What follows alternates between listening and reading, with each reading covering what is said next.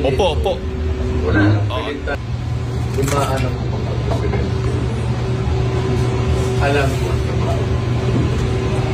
trabaho.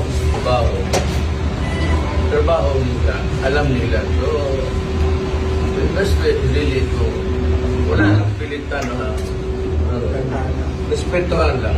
Anyway, kung hindi nila ako patay, at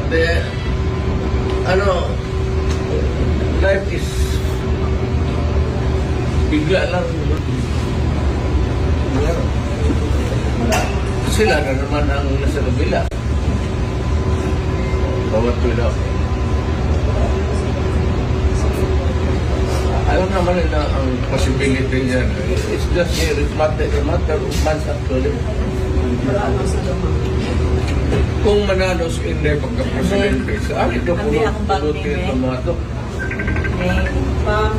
Ubus ito. Iya, kailangan si tuloy pa tao mo nila.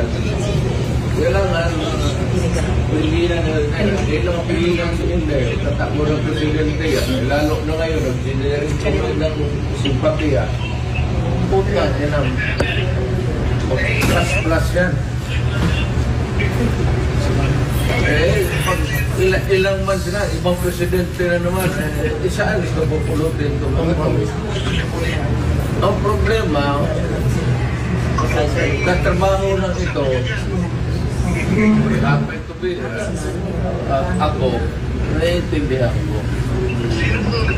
Kaya, sinabi ko, this madness has to end. Ano lang kasi ang procedure kasi, let me be very frank with you. When you are placed under arrest, dumaan ang mga presidente. Alam ko